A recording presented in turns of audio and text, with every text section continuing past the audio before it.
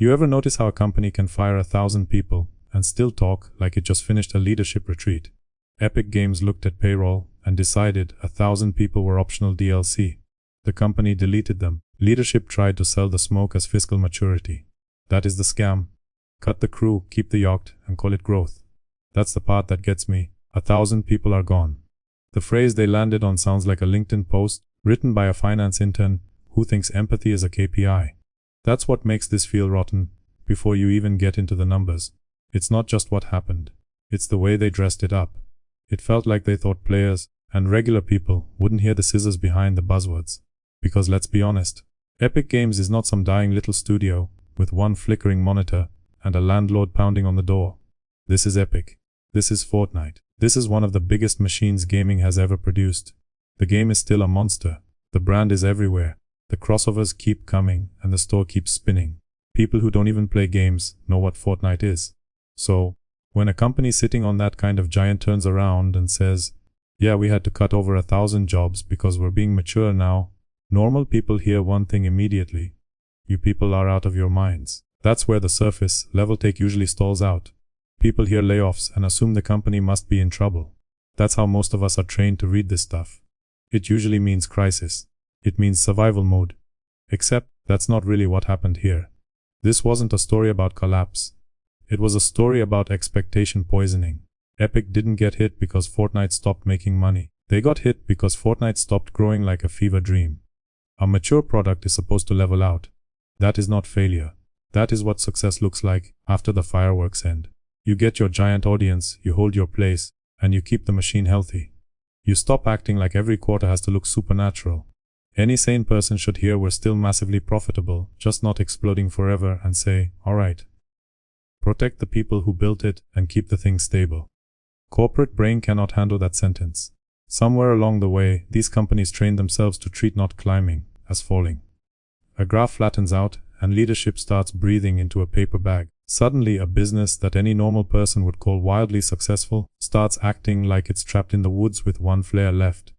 That's how you end up here. A money-printing game cools off from impossible heights. Instead of saying we had a historic peak and now we're settling into the boring stage, somebody decides boring is unacceptable. They decide steady is death. They decide the real problem is payroll. And that's the scam. Regular players understand this because the emotional contract is simple. You build a giant hit. The company makes a mountain of cash. The people who help build and maintain that hit should not be treated like optional DLC the moment growth slows down. That makes sense to gamers. It makes sense to audiences. It makes sense to anyone who has ever had a real job. Epic wanted more than a hit game. They wanted Fortnite to be everything.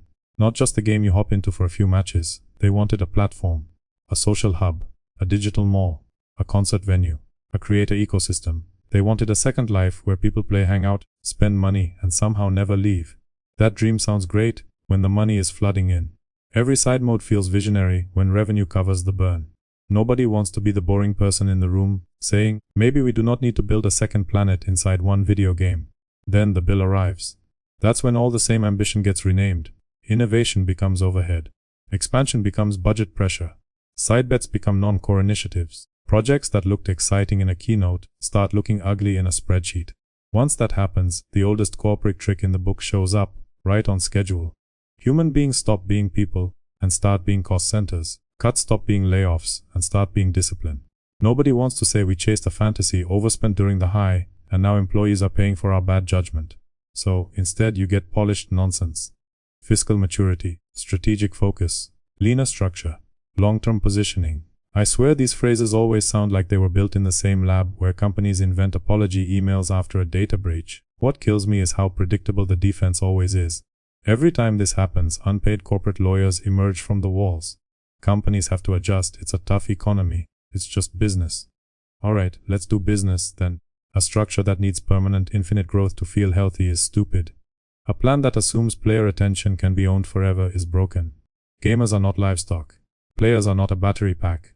You cannot just plug them in and expect eternal engagement because your forecast said so. People get tired. They drift, they play something else. School gets busy, work gets worse, and life happens. A season misses the mark. None of that is betrayal. That is being a person. The corporate lens turns normal human behavior into a problem. Retention softened. Engagement dipped. Momentum slowed. The real translation is simpler. The fantasy of controlling attention forever slammed into reality. Guess who pays for that collision? Not the fantasy. Not the people who sold the fantasy. The staff pays. Always the staff. That's why audiences get so angry about this stuff now. Different company, same movie. Spend like the peak lasts forever. Pretend the future is guaranteed. Hit resistance. Cut workers, keep leadership. Rebrand the pain as wisdom. Tell me that isn't insulting. 1,000 jobs is not some abstract correction. 1,000 jobs is rent, groceries and health insurance. It is panic at 6 in the morning and awkward conversations at kitchen tables. It is resumes getting dusted off, while corporate comms posts a statement about discipline and growth. Then, the company wants applause for acting mature. No chance. The worst part is how this lands in gaming. Gaming companies love borrowing the language of community, right up until community interferes with the quarterly mood. Every brand account suddenly talks like your cool buddy. Every trailer is about belonging. Every seasonal event gets wrapped in fake warmth. They want the player emotionally invested because emotional investment spends money. Fine, we all know that game. Still, once a company starts cutting people, while the machine keeps humming, the mask slips. You cannot keep pitching yourself as the fun rebel company, while doing the same corporate layoff choreography everybody else does. Epic especially gets nailed on this, because it spent years presenting itself like the less awful giant. It fought Apple. It fought Google. It wrapped itself in anti-gatekeeper energy. Then this happens. Suddenly, it's not just corporate makes corporate move. It feels like betrayal. That feeling matters more than companies realize. Audiences can handle greed they expect. EA does something greedy, and nobody falls out of a chair. Ubisoft tries to sell wallpaper, and people barely pause chewing. The reaction changes when a company sells identity first. Once you position yourself as different, people notice when you act exactly the same. That's the turning point in how you should look at this. The story is not really about one round of layoffs. It's about what happens when ambition loses contact with limits. It's about a culture, especially in tech and live service gaming, that treats permanent peak as the only acceptable state. Every success has to become a platform. Every platform has to become a world. Every world has to become an even bigger dream. At some point, the product stops being enough, even when it's wildly successful. Think about how insane that is. Fortnite is one of the largest entertainment products on the planet. Even that was apparently not enough to protect 1,000 workers from the appetite of the machine behind it. So what exactly is enough? That question changes how you see a lot of online culture. Not just companies, creators too, platforms too. Everyone gets warped by the same attention logic. Once growth becomes identity, stability feels like failure. If the line doesn't keep going up, panic starts. People change who they are, what they make, how they talk, and what they chase. Trust gets hollowed out because fear of slowing down starts making decisions. That's why this topic is bigger than Epic. You're looking at the psychology of never enough. That pressure trickles downward until everybody feels weird and tired and vaguely guilty for not feeding the system hard enough. Players feel it when a game starts begging for loyalty like it's a relationship. Viewers feel it when creators stop sounding human and start sounding optimized. Workers feel it first because they're the easiest part to punish when the fantasy cracks. The practical part is not complicated, but it matters. As a player, you do not owe a corporation permanent emotional residency in your head. You are allowed to get bored.